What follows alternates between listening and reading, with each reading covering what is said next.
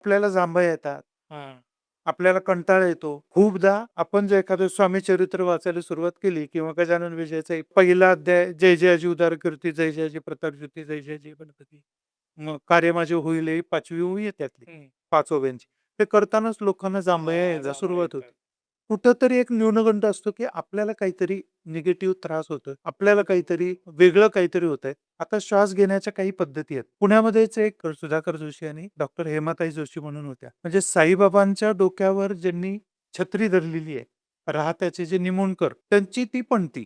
Okay. म्हणजे काळ्या टोपीचे जे ग्रस्त आहे, ग्रुप फोटो आहे बघा हो, हो, हो, हो. साईबाबांचा. तर त्यांना 32 प्रकारचे ओम त्यांना अवगत होते आणि कसे उच्चारायचे. ओह!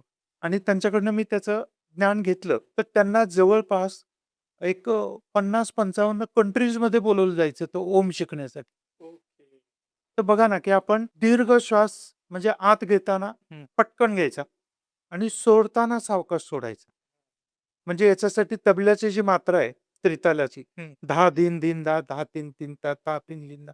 हे जे काही ती 16 मात्रांचा जो हां, हां. तबल्याचा जो हे आहे, तर त्याच्यामध्ये पहिल्या 4 मात्रांमध्ये श्वास आत घ्यायचा आणि ओके. 16 मात्रांमध्ये सावकाश सोडायचा.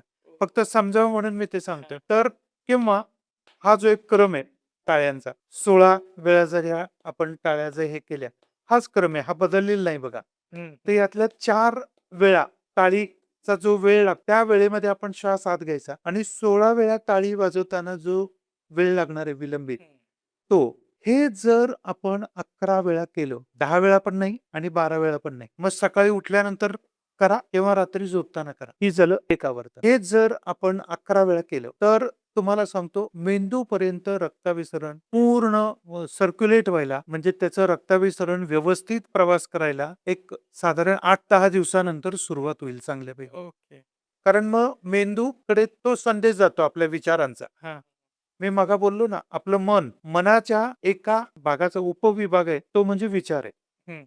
म्हणजे मन, अंतर्मन, त्याच्यानंतर आत्मिक बल वाढवण्यासाठी आपण पूर्ण वातावरण बदलतो आणि विसरतो आणि आपण काही तासनतास तसंच बसून राहतो.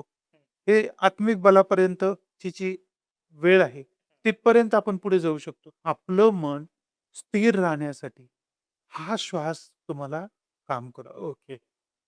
हा जर 11 वेळा आपण केला, तर नंतर ठरून पण वाईट विचार आपल्या मनात येणार नाही 7-8 दिवसानंतर.